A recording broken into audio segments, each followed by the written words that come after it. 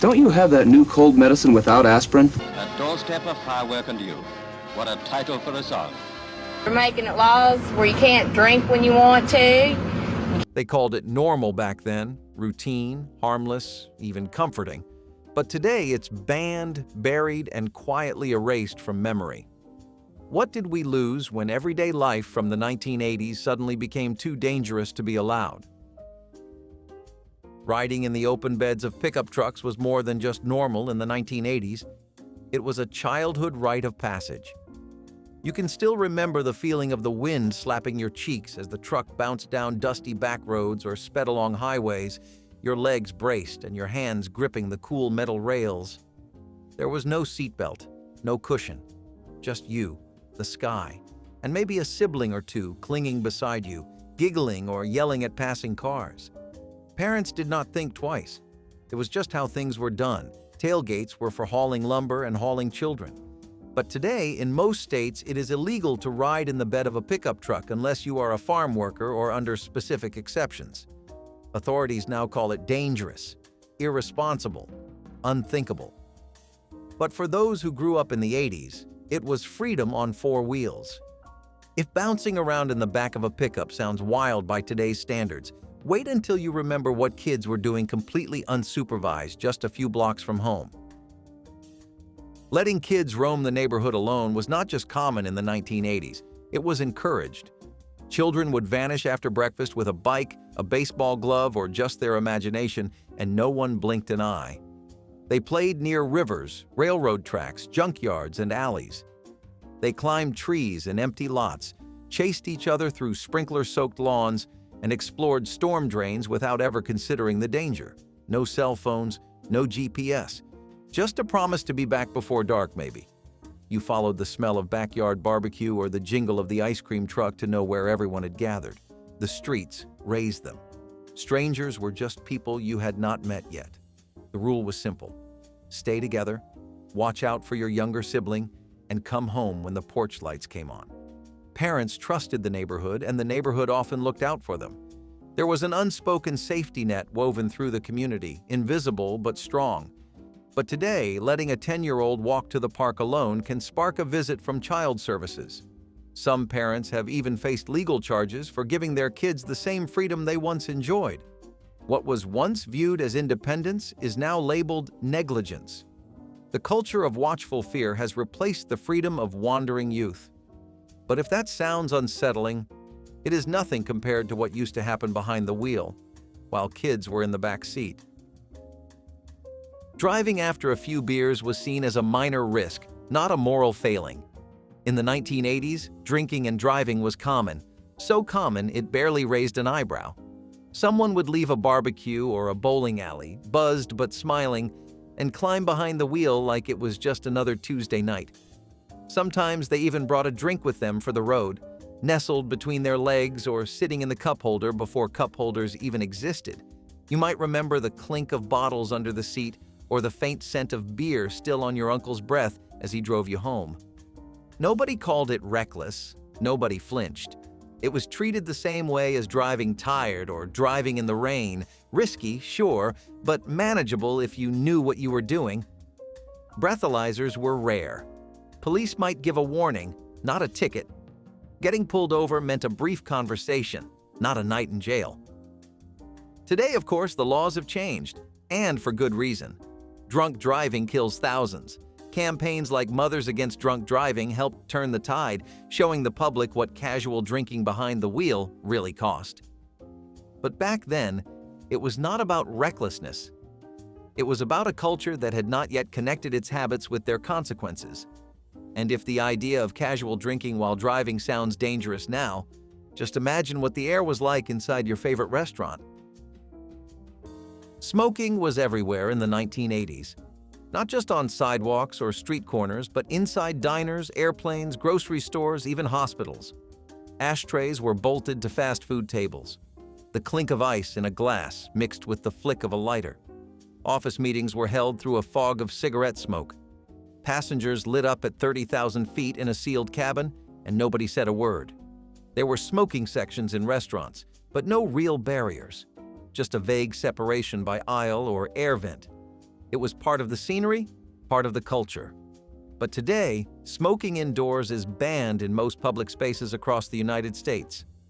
What once symbolized adulthood now reads as a health hazard.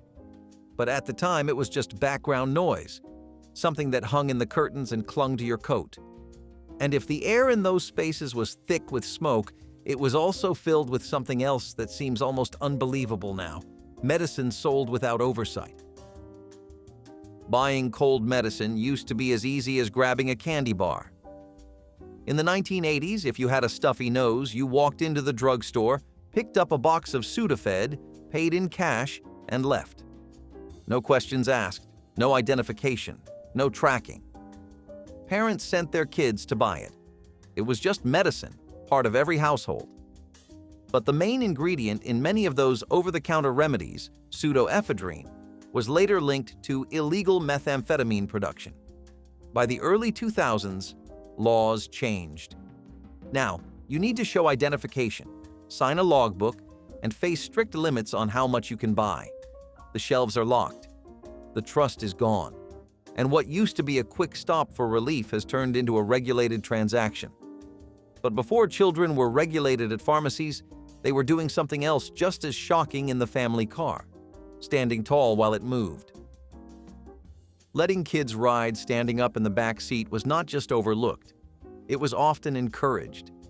The space between the two front seats was a coveted spot, a mini stage where children stood to give directions, tell stories, or just feel taller. It felt like driving without actually driving.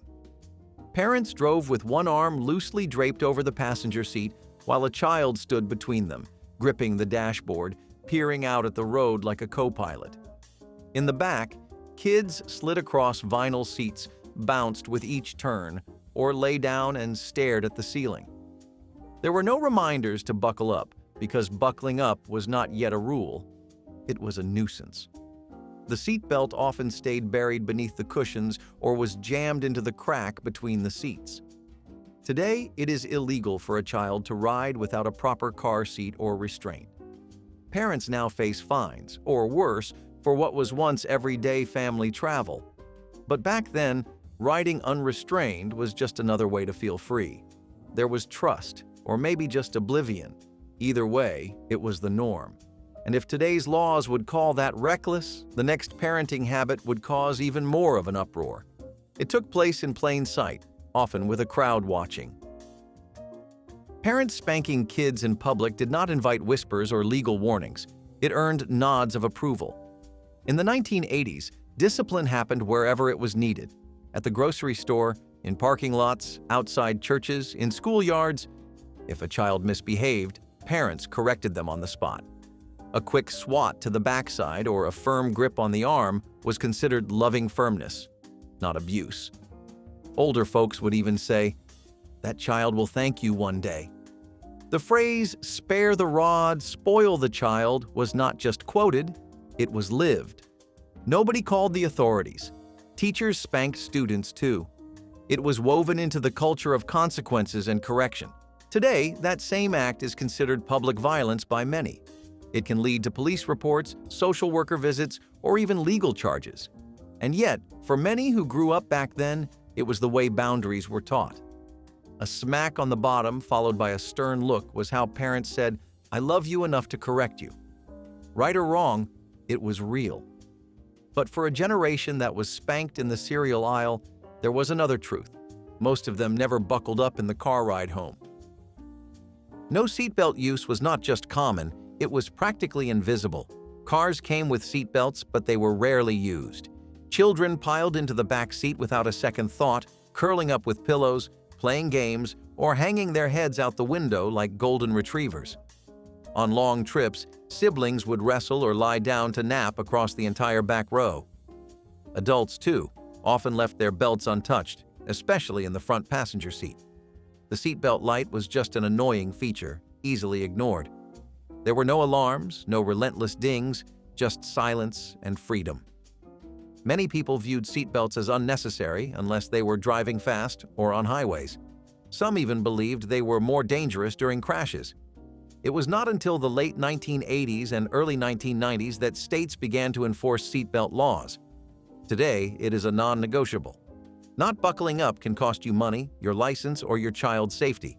But back then, you were more likely to get in trouble for forgetting to bring home milk than for not wearing a belt.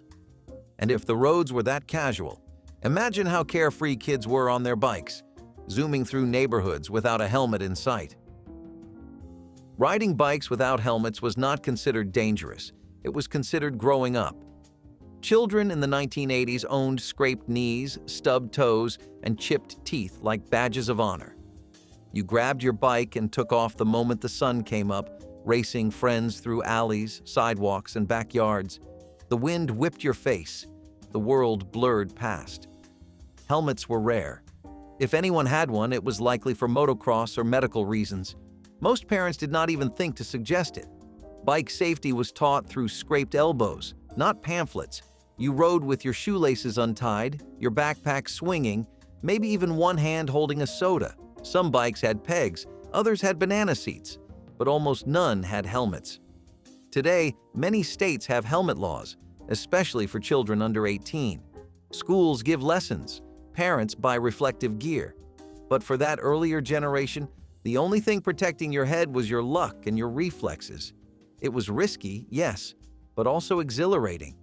And while today's parents would call that neglect, the freedom to take risks was part of what made childhood feel so vast. Just like thumbing a ride down the highway felt like part of growing up for teenagers and travelers alike. Hitchhiking was once seen as adventurous, not reckless. People stuck out their thumbs with a smile and a sign, hoping for a ride and maybe a story. Soldiers on leave, college students on break, wanderers with a dream, they all relied on the kindness of strangers. Roads were filled with possibilities, and nobody thought twice about pulling over. You might remember watching someone hop into a stranger's car and wave goodbye, trusting the road and the driver. It was how many got from one town to the next, especially before cheap bus fares and ride-sharing apps. Parents might warn you to be careful, but that was the extent of the worry. Hitchhiking was not illegal in most places. It was resourceful. Over time, though, stories of assaults, disappearances, and crimes changed the narrative. Laws tightened. Signs went up, no hitchhiking. Now, in many states, it is restricted or outright banned. The open road closed itself off. Hitchhiking became a symbol of risk rather than freedom. But for those who once stuck out their thumb and caught a ride with a stranger, it still lives in memory as a gesture of trust. And just as strangers were trusted, so were quiet children waiting patiently in cars, alone. Leaving kids alone in the car while shopping was as routine as carrying a grocery list. Parents would crack the windows, hand you a book or a juice box, and lock the doors. Then they would disappear into the store, sometimes for 5 minutes, sometimes much longer. You sat in the front seat, pressed buttons, turned knobs, maybe climbed into the back. If you were lucky, the radio stayed on. If you were younger, you played pretend. The car smelled like old vinyl and the warmth of the sun. Sometimes it got too hot. Sometimes you cracked the window a little more, but nobody panicked. Nobody called the police. It was a different kind of trust, one born of a culture that saw parked cars as safe spaces and errands as moments of independence. Today, leaving a child alone in a vehicle, even for a moment, is considered dangerous and illegal in many states. Amber Alerts and heartbreaking headlines have changed the law and the conversation. What was once ordinary now feels like neglect. But for kids of the 1980s, it was a chance to wait, watch, and grow up a little. And if sitting alone in a hot car seems reckless today, just wait until you hear what passed for child car safety back then. Because most of us did not even have booster seats. Lack of booster seats was not an oversight. It was the norm. Children too small for seatbelts simply sat on their knees or curled up cross-legged on the back seat. If you were lucky, you sat on a pillow to see out the window. That was your booster. Parents barely considered height or weight guidelines because there were none to follow. Babies sometimes rode in laps. Toddlers were belted in with adult straps that did little to protect them. Car seat laws were either non-existent or loosely enforced. In many families, a car seat was a hand-me-down with no instructions. booster seats were rare, and safety testing even rarer. You might remember the seatbelt cutting into your neck or slipping off your shoulder entirely. Nobody measured, nobody adjusted. It was all instinct. But as crash statistics mounted and tragic accidents made headlines, laws slowly changed. By the late 1990s, most states required booster seats for children under a certain age or height. Today, it is unthinkable to drive without one. But for those raised in the back seats of station wagons and minivans, survival often came down to luck. And while cars were full of risks, the real danger sometimes came from inside the home, especially when people handled deadly materials without ever knowing it. DIY asbestos home repairs were once a weekend project, not a professional hazard. In the 1980s, homeowners took pride in doing it themselves, scraping tiles, pulling down insulation, cutting through old cement boards with their bare hands and maybe a dust mask, if that. Asbestos was everywhere, in popcorn ceilings, vinyl floor tiles, wall insulation, pipe wrap. It was cheap, durable, and deadly, though few knew how deadly. People inhaled fibers while remodeling bathrooms, sanding attic walls, or tearing out old basements. There were no warning stickers, no hazmat suits. You might remember helping your parents renovate, the air cloudy with dust and the room echoing with the sound of tools. What you could not see were the microscopic particles entering your lungs. Decades later, asbestos exposure was linked to serious illnesses like mesothelioma and lung cancer. Today, it is illegal in many building materials, and removal requires certified professionals and safety protocols. But back then, it was just part of fixing up the house. The risks were invisible, the consequences delayed. And as much as the air inside homes was quietly dangerous, people also put themselves at risk under the sun, slathered in baby oil and chasing the perfect tan. Sunbathing with baby oil and reflectors was the ultimate summer ritual. You lay out in the backyard, on the roof, or at the beach, armed with nothing but a bottle of Johnson's baby oil and a silver reflector under your chin. The goal? Tan fast, tan deep, and tan dark. The shine from the oil made your skin sizzle, and the reflector bounced rays straight into your face like a heat lamp. Everyone did it. Magazines encouraged it.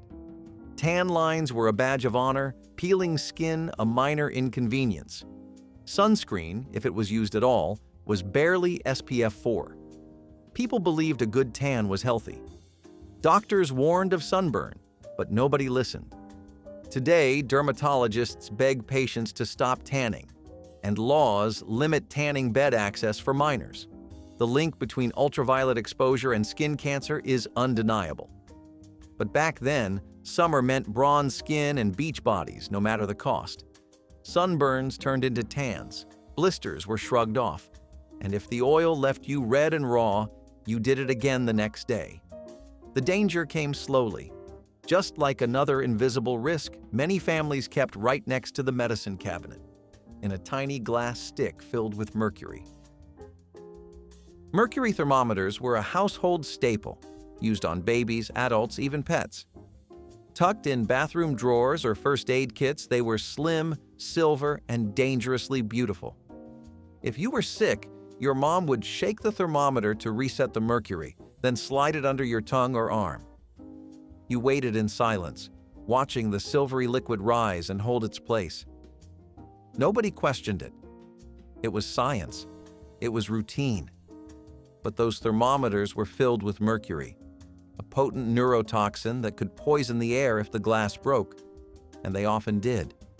A slip from the counter or a hard shake could send beads of mercury rolling across the floor like tiny balls of doom.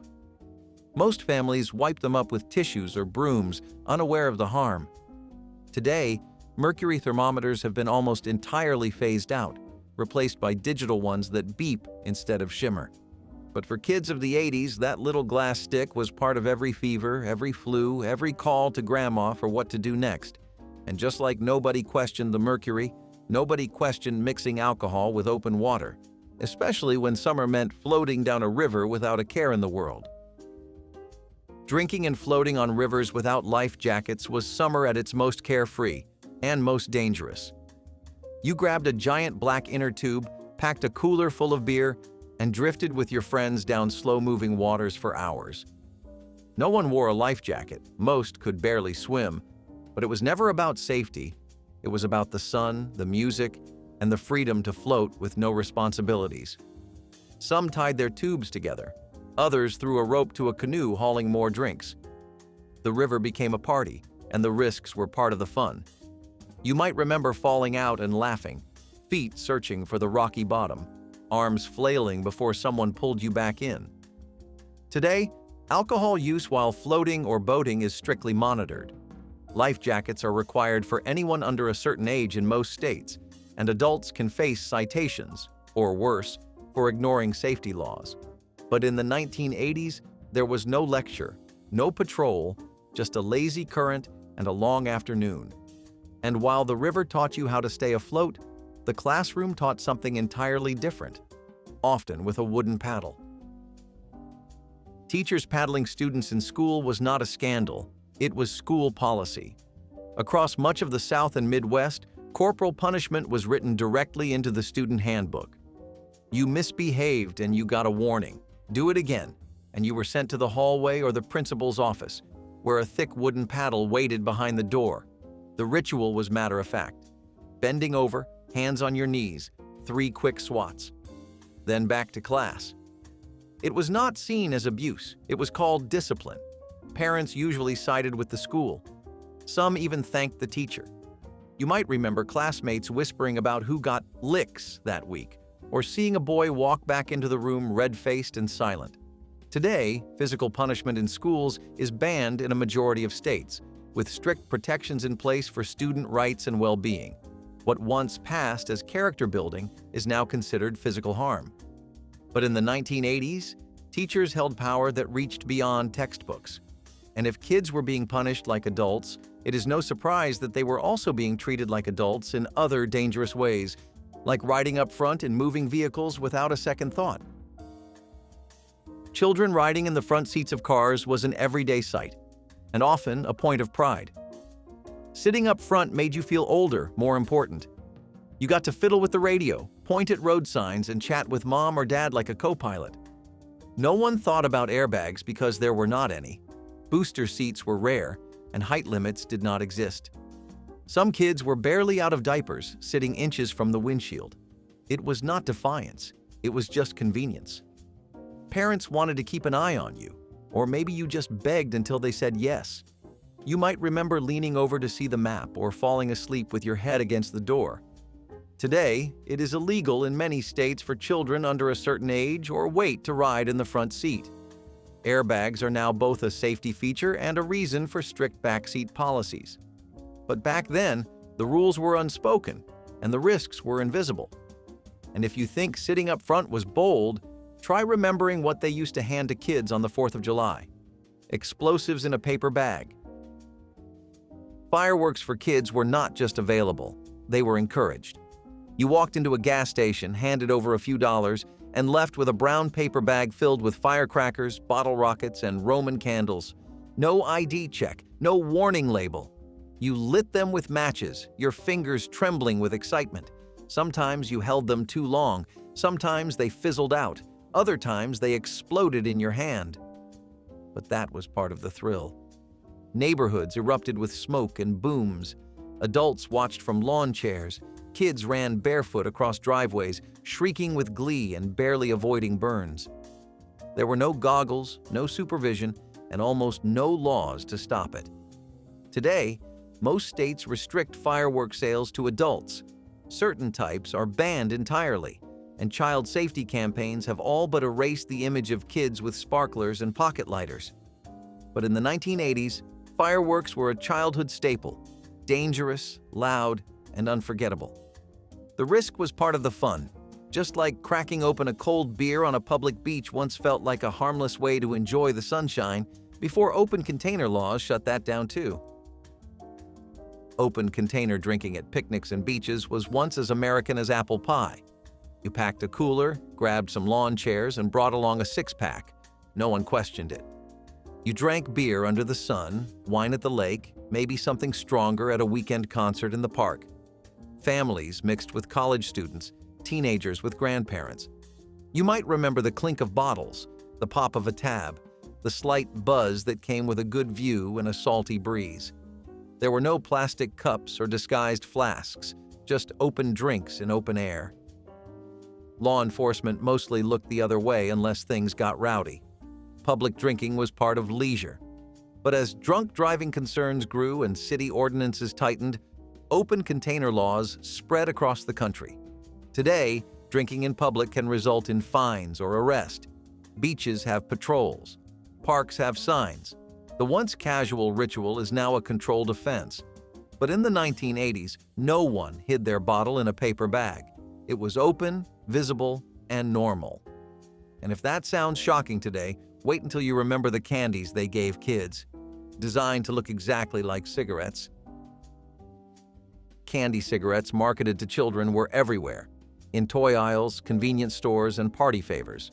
They came in thin white boxes designed to look just like real cigarette packs. The candies themselves were chalky white sticks, sometimes with red tips to mimic a burning ember. You held them between your fingers like the grown-ups did. You exhaled imaginary smoke. Some even puffed out a sugar dust cloud when you blew through them. It was playful, innocent, and a little rebellious. Parents bought them without hesitation. Adults laughed when kids imitated their smoking habits. But behind the joke was something darker, an early conditioning that said cigarettes were cool, normal, expected. By the time health campaigns ramped up and smoking was linked to cancer in the public consciousness, the backlash began. Candy cigarettes became symbols of how early the tobacco industry's influence started. Today, they are banned or heavily restricted in many places. Major manufacturers stopped making them altogether. But for those who grew up in the 1980s, they are a memory of imitation that turned, for many, into addiction. And if what kids were putting in their mouths raised concerns, so did what they were playing with, because some of it was covered in poison paint. Collecting and playing with lead-painted toys was not just common, it was colorful.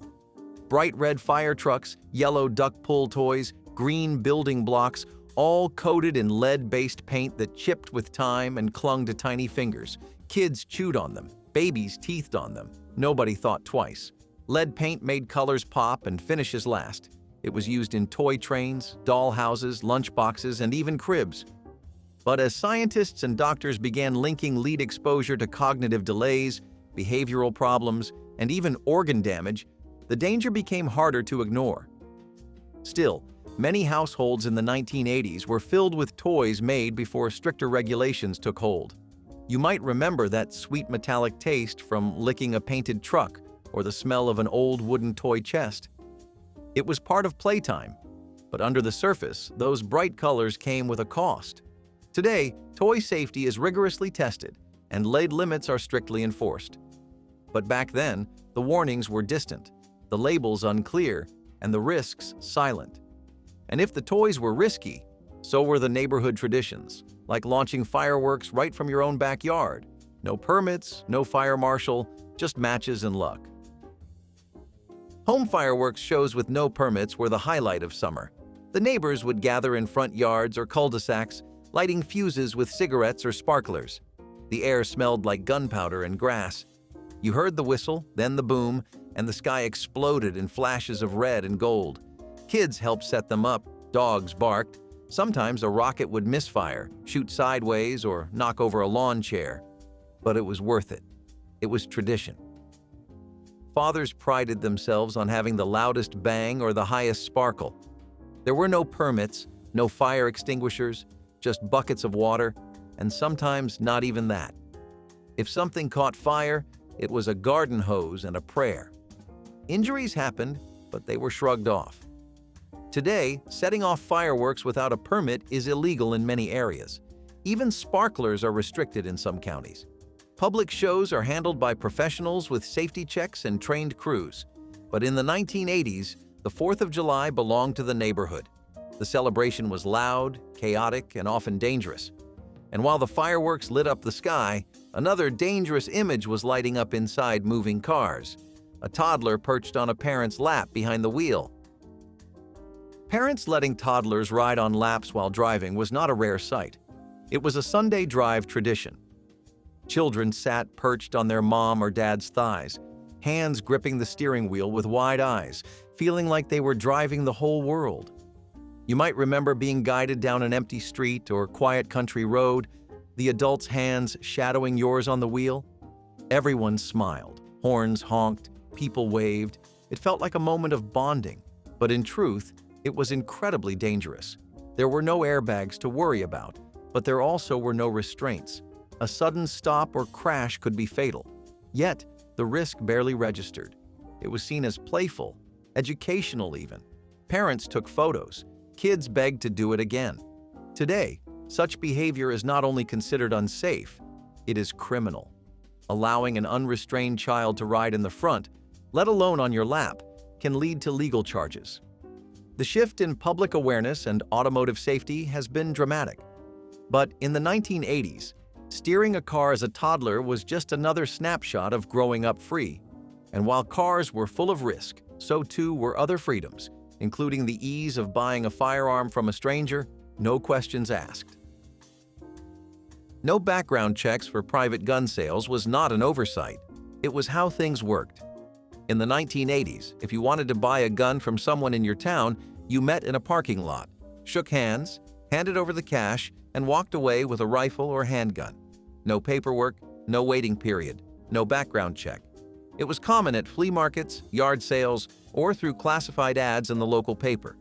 Sellers were not required to verify anything. Not your age, not your criminal record, not your intentions. It was seen as a right, not a risk. Gun shows operated the same way. Entire tables of firearms lined folding tables with handwritten prices, and deals were made over conversation. Today, most states have moved toward universal background checks or at least require some form of registration, especially after a growing number of mass shootings and gun-related crimes. But in the 1980s, the idea of regulating private sales felt intrusive to many. It was a different world, where trust and access walked hand in hand. And while that era may be gone, the consequences of those choices are still unfolding today. Candy cigarettes were a sugar-coated pipeline to adult bad habits. They came in little cardboard boxes that looked exactly like the real thing, filtered, flip-top, even with red tips to mimic a burning end. You'd pull one out, tap it against your hand like you'd seen in movies, and blow out a puff of cornstarch smoke that made you feel like the coolest kid on the block. They were sweet, chalky, and totally addictive, in flavor and in fantasy. For kids, they weren't just candy. They were props. You could strut around pretending to light up with confidence, then crunch it down in a few bites. Parents mostly shrugged. After all, it was just sugar, right? But looking back, these treats weren't as innocent as they seemed. The candy industry leaned into the trend with flashy packaging and even cartoon mascots, as if every 7-year-old needed their own pack of pretend smokes. But while candy cigarettes were bad enough, things got even more blatant once actual cigarette brands wormed their way into children's programming with smooth voices, catchy jingles, and cartoon cowboys who sold more than just action. It was the original shortcut for busy kitchens, long before microwaves or DoorDash deliveries. Right there in the wall, usually between the kitchen and dining room, was a little opening known as a pass-through window. Not big enough to walk through, just big enough to pass a steaming pot of mashed potatoes or a stack of plates. It was part convenience, part conversation starter, and part dinner-time drama stage. You could poke your head through and call out, "Who wants seconds?"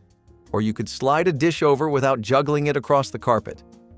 In bigger homes, they were framed out in wood or tile with little ledges to rest a casserole on.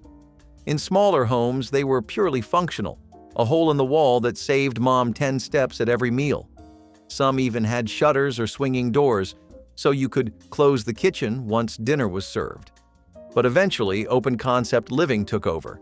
People tore down the wall entirely instead of carving a window into it. And just like that, the pass-through became passé. Still, it had its charm. It turned dinner into a kind of performance. But if passing potatoes through a hole in the wall sounds odd, imagine burning your garbage in a machine tucked right next to the toilet. Slap bracelets were the forbidden fruit of every 1980s classroom. One second they were straight, the next, snap. They wrapped around your wrist like a coiled snake with attitude. Covered in neon fabric, animal print, or glitter, they looked innocent enough. But underneath the fun was a thin strip of spring steel that had one job: launch at high speed and curve mid-air. The problem? That metal core wasn't exactly kid-proof. If the fabric wore down, that hidden strip turned into a razor-thin whip. Kids ended up with deep scratches, cuts, and in some cases, open wounds. Teachers confiscated them. Parents complained. Schools banned them faster than you could say, Lisa Frank. Still, the appeal was undeniable. There was something addictive about that sharp snap on your wrist, like your bracelet had a personality of its own. Toy companies tried to fix the design, adding thicker fabric and safety tabs. But by then, the damage was done, and so were dozens of kids' sleeves, wrists, and friendships. And while slap bracelets left marks on your arm, the next trend turned your living room into a slow-motion air hazard. Asbestos ironing board pads were sold as the safe, high-tech solution for smooth shirts and crisp collars. Heat-resistant, durable, and perfect for avoiding scorched fabrics. They were hailed as a homemaker's dream. But underneath that calm surface, danger was woven right in. Each time you pressed your iron down, tiny asbestos fibers could rise up like invisible ghosts and float through the air, just waiting to be inhaled. Back then, asbestos was everywhere. Floor tiles, insulation, and yes, even the place where you laid your dress shirts. These ironing pads didn't just survive heat, they absorbed it, radiated it, and spread microscopic fibers every time they cracked or frayed. The scary part? No one knew. People used them for years, pressing garment after garment, slowly breathing in particles that would later be linked to serious illnesses. It was domestic life disguised as risk management. And there was no warning label, no raised eyebrow at the store. Some hazards were sweet, powdery, and sold right next to the gumdrops, like tiny, sugary sticks that made smoking look cool before you could even spell nicotine. Before there were curling wands, flat irons, and hair straighteners with 10 settings, there was one holy grail of home beauty, the built-in hairdryer chair. That is right, just like the ones at the salon. These were dome-shaped dryers, fixed right into vanities or dressing tables, and they were everything. Sit down, flip a switch, and suddenly your head was enveloped in a low hum of warm air. These machines were especially popular in the 1950s and 1960s when hairstyles like the beehive or the bouffant required serious volume and serious time. The dryers were sleek, futuristic, and a little noisy, but they got the job done. Housewives would sit under them while flipping through magazines, sipping coffee, or catching up on the neighborhood gossip. Some units were even foldable, tucking away neatly when not in use. Today, we think of beauty appliances as portable and handheld. But back then, hair care was an event, and the home adapted accordingly. These built-in dryer chairs turned the average bathroom into a personal beauty parlor. Sadly, they went the way of Aquanet and home perms. But speaking of gossip, let us head into the hallway because the next stop is where stories were shared, secrets were spilled, and teenage hearts skipped a beat. Toy helicopters in the 1980s were mechanical marvels and total mayhem. They came with battery packs, long plastic wires, and a launch mechanism that would send a spinning metal-bladed helicopter screaming through the air at top speed. These choppers weren't made of foam. They had real weight, real torque, and real potential to slice through your bangs. Every kid had the same goal: launch it as high as possible. Every adult had the same reaction: duck and cover. The metal blades would spin with enough force to cut skin, tangle in hair, or put a dent in your wood paneling. Worst part? Some came with combat attachments like pretend missiles or landing claws, because nothing screams safe fun like turning your living room into an active airspace. Stories of black eyes, forehead welts, and chipped teeth piled up fast. Eventually, manufacturers were forced to swap out metal parts for plastic, reduce power, and add so many warning labels it looked like the back of a shampoo bottle. But by then, the damage was done, literally. If your brain managed to survive the helicopter hits, good luck keeping it safe with the art supplies that followed. And if you think delivering milk through a wall sounds wild, wait until you hear about the homes that were designed for smoke. Back in the middle of the 20th century, smoking was not just accepted, it was expected, and American homes were ready for it. That is where built-in ashtray stands came in. These were not just ashtrays placed on coffee tables or countertops. No, these were recessed, often permanent fixtures embedded right into walls, armrests, and even lampstands. You could walk into a living room, and there it was, your own little designated smoke spot, classy as could be. Some were ceramic, some were chrome. A few even had lids to keep the ashes tidy. And they were everywhere, in kitchens, in bathrooms, in bedrooms. The ultimate sign of a home that was with it. Even guests had their own designated ashtrays. People took pride in them. Some were decorative, shaped like seashells or horseshoes. Others were sleek and utilitarian, and it was not just adults using them. Teens had their own, often built into the back of desks or vanities. Today, of course, the idea seems almost alien. We cover smoke detectors in foil just to cook without setting them off. But back then, these ashtrays were part of the home's soul. And when the culture shifted, they vanished fast, ripped out, tiled over, or collecting dust as relics of a time no one wants to remember, but no one can forget. But the next room? Oh, that is where the real memories were made. Think beanbags, shag carpet, and absolute chaos. Television antennas in the 1960s were a test of both engineering skill and sheer audacity. You'd climb up on the roof with a giant metal rod, twist it until the static cleared, and shout down to someone inside for feedback. A little to the left. No, now it's worse. Back the other way. It was like guiding a spaceship with zero safety precautions. Most of these antennas weren't grounded properly. That meant if lightning struck, and it did, it would travel straight through the antenna, down the roof, and into your home. More than one dad became an unexpected conductor trying to adjust the Sunday game signal mid-storm. Even without lightning, a fall from the roof was a very real danger. These weren't lightweight aluminum poles. They were heavy, sharp-edged contraptions bolted to chimneys or mounted precariously with hopes and prayers. Some families installed them with rope and ladders, others just sent up the most agile family member. Signal boosts meant the difference between watching your favorite show and enduring snow-filled fuzz, so the risk seemed worth it. But what started as a harmless adjustment often turned into a near-death experience. And if you think the antenna was risky, just wait until you remember the glue that smelled so strong it knocked kids out before the models were even finished.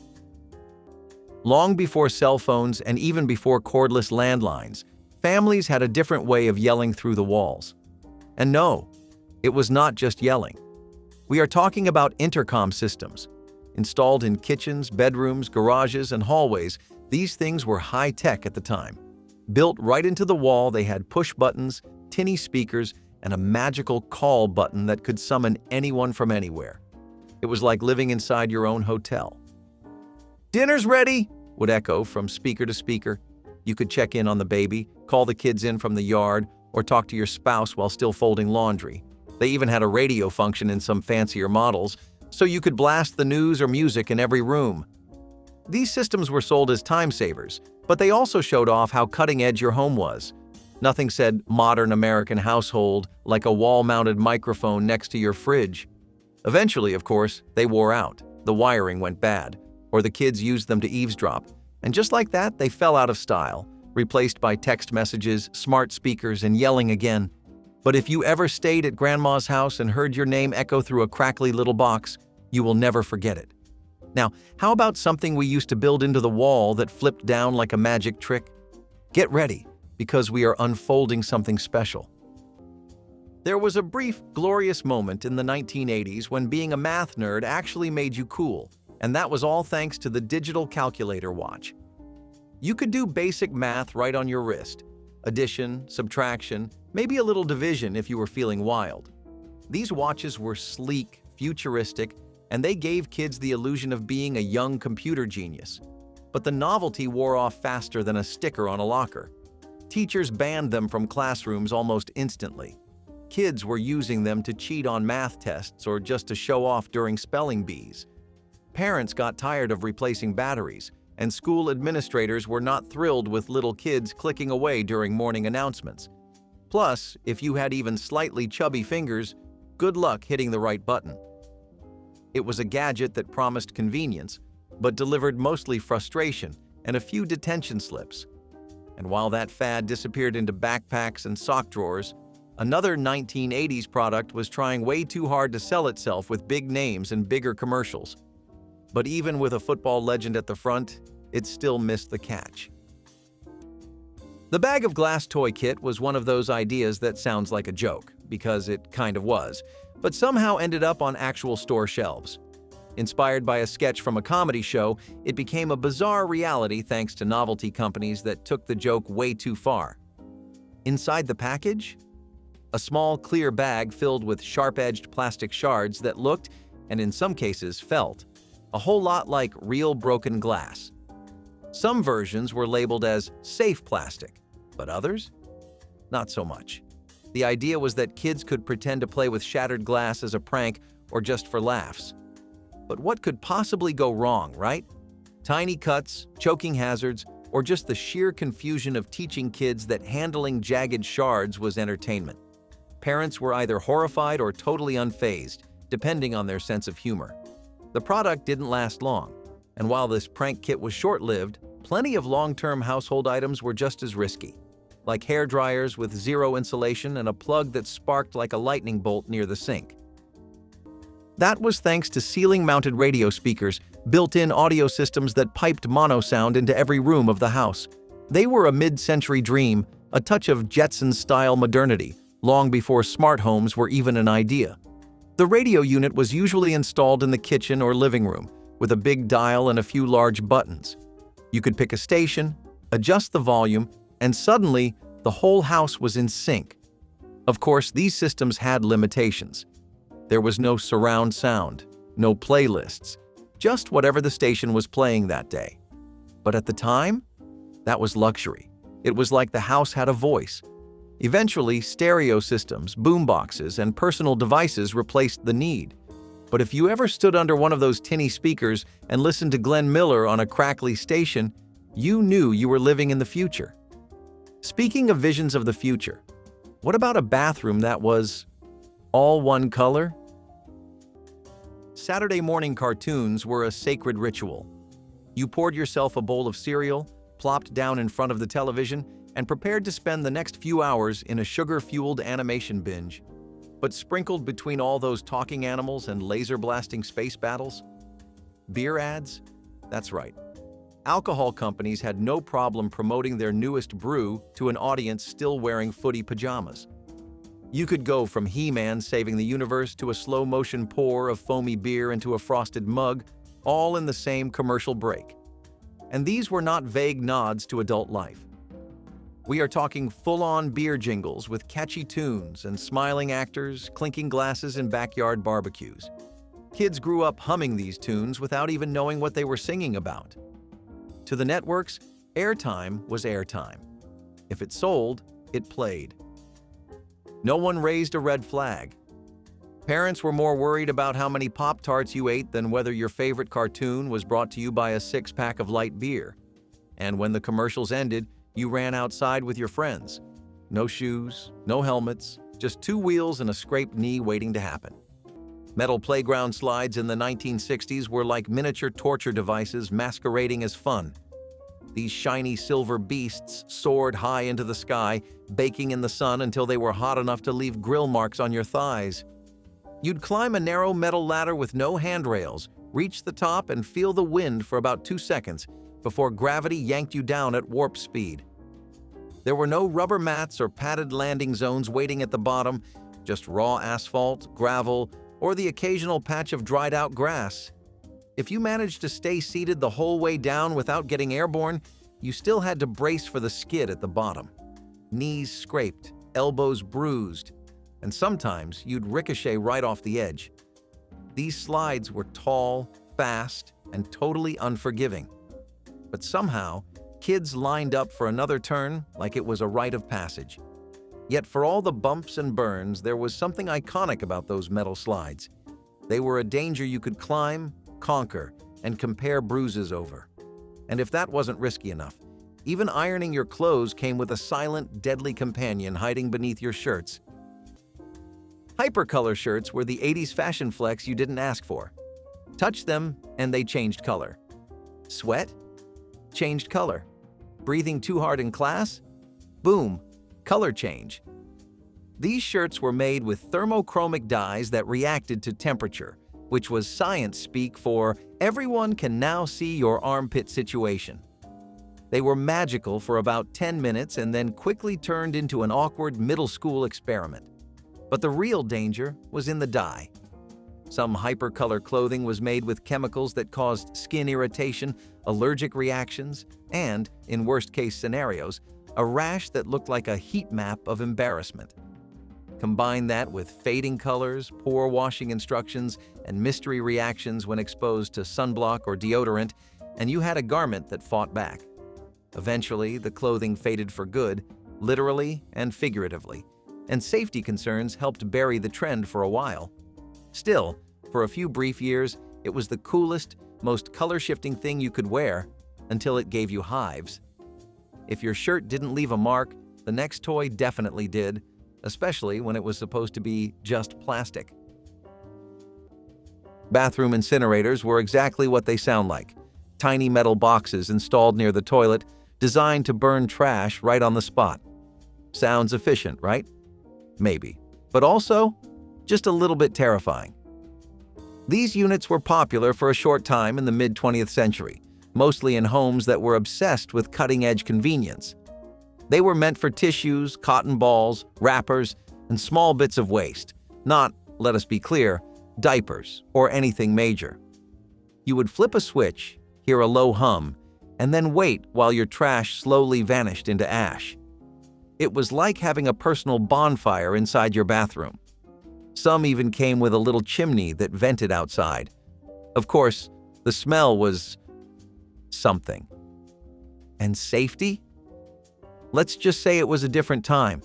These machines were prone to overheating, and if you put the wrong thing in, you might get more flames than you bargained for. Eventually, people realized that trash cans and weekly pickups were a whole lot safer. So the bathroom incinerator quietly disappeared, along with the era of lighting your garbage on fire next to your shampoo. But while the bathroom was heating up, the beauty routines of the day were getting pretty cool. And I mean that literally. Just wait until you see the hairdryers. Gasoline-scented model airplane glue was the secret sauce of childhood creativity and accidental intoxication. The solvent-heavy adhesive smelled like a gas station in July, sharp enough to make your nose sting and your eyes water. Kids would crack open the tube, squeeze out a glob, and before you could say ventilation, they'd be glassy-eyed and dizzy. This wasn't your average school glue, it was packed with toluene and other solvents that evaporated quickly, creating fumes that went straight to the brain. And back then, no one batted an eye. Parents assumed the lightheadedness was from excitement. In reality, kids were unintentionally getting high. Some took it further and started sniffing glue on purpose, leading to a whole wave of accidental addiction. It became a national concern. Stores put warning labels on the tubes. Glue brands changed formulas, but the damage was already done. For a brief moment, model kits were less about airplanes and more about buzzing in the back of your brain. That sharp chemical tang became the background scent of many basements, garages, and bedrooms. It stuck to your fingers, your clothes, and your memory. And the toys? Well, they often stayed unfinished because the builder was too loopy to finish gluing on the wings. But if model glue seemed risky, just wait until you see the next toy that looked exactly like a real weapon, down to the shell ejection. Once upon a time, you did not just decorate your bathroom, you committed to it. We are talking full-color, floor-to-ceiling, single-shade devotion. Pastel pink, mint green, baby blue, or the ever-famous avocado, these were the color-coordinated bathroom suites of the 1950s through the 1970s. And when we say coordinated, We mean everything. The toilet, the tub, the sink, the tile, sometimes even the toilet paper, matched like a showroom display. First Lady Mamie Eisenhower helped popularize the trend with what people dubbed Mamie Pink. Entire homes were built with these candy-colored palettes baked into their bones. But of course, color trends change. What once looked stylish and luxurious now feels a bit like stepping into a cartoon. As minimalism took hold in the 1990s and 2000s, bold bathroom hues were slowly wiped away, replaced by whites, grays, and beige. Still, those vivid bathroom suites had a kind of joy to them. They made you feel something, even if that something was confusion. And if the color did not impress you, the next home feature definitely would, especially if you ever hated carrying a heavy laundry basket down the stairs. Enter the Sony CV2000. This was supposed to be the next big leap in home entertainment, a video recorder you could use at home long before VHS was a thing. It sounds amazing, right? Until you realize this beast was massive, heavy, and cost more than most people's cars at the time. We are talking over $1,000 in 1960s money, which is a good chunk of a year's salary for the average person. But price was just one problem. The CV2000 used reel-to-reel videotape, and even getting it to work with your television set was a gamble. It only recorded in black and white. You had to plug in a separate camera, adjust the knobs just right, and cross your fingers. If anything went wrong, and it often did, you were stuck. Playback was spotty, the tapes jammed constantly, and editing footage? Forget it.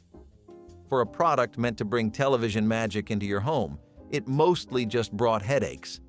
And despite being the first of its kind, it quietly faded into obscurity, beaten later by cheaper, easier options. But you know what still had people gathering around the television back then? A wild piece of gear that looked like it came straight off a flying saucer. Clackers were two acrylic or glass balls tied to a string and handed to children with no safety warnings and a full green light. You'd hold the middle of the string, swing the balls upward and downward until they collided above and below your hand, producing that iconic clack-clack sound. It looked simple. It sounded addictive. It was also a hazard waiting to happen. The plastic versions could chip. The glass ones could shatter. And if you missed your rhythm, one ball went rogue, swinging at eyebrow height with all the grace of a wrecking ball. Kids practiced for hours, trying to get the timing right, turning every playground into a percussion concert of risk. Parents shrugged. Teachers banned them. Hospitals stocked up on ice packs and gauze. But still, they were cool. Until one clack too many ended in sharp pieces flying through the air. Eventually, safety commissions pulled them off shelves. But back then, one broken pair just meant you were in the market for another. And if that seemed dangerous, wait till you hear about people putting flammable foam containers directly onto gas stoves like it was just another Tuesday. You have seen them in diners, office buildings, and those oddly retro suburban homes from the mid-20th century. Glass block windows. These chunky, square panels were not quite clear and not quite frosted, making them the in-between choice for light and privacy. They were a favorite of architects who wanted homes to feel modern, but still secure. Each glass block was thick, textured, and usually about 8 inches square. When stacked together, they looked like a frozen waterfall, a rippling grid of light. But over time, people started to see them as, well, a little strange. They aged poorly, were hard to clean, and made renovations a nightmare. Still, for a while, they represented a very specific version of the American dream. Sleek lines, geometric patterns, and just a little bit of mystery. You could not see out, but the light still came in. And now, most are gone, replaced with clean panes and open views. But you never forget your first home that had a glass block bathroom. Now let us stay in that same spirit, walls that surprise you, with something that used to slide out of nowhere and separate an entire room like a magician's trick. Enter the 1990s, and with it, the era of the Discman. Sony's portable CD player changed the game by offering music lovers a new level of sound quality and the novelty of skipping tracks with the push of a button. It was the soundtrack to countless commutes and the precursor to our modern on-demand listening habits. But as MP3 players and streaming services emerged, offering vast libraries of music in compact file-based formats, the Discman's reign came to an end. The transition from physical discs to digital files marked a pivotal moment in music consumption, pushing portability and convenience to new heights. Yet for a time, the Discman was the pinnacle of personal audio technology, a testament to the ever-evolving journey of music and its enthusiasts. Share the one memory from this list you lived through or cannot believe was ever allowed, then like, subscribe, and keep the past alive with us.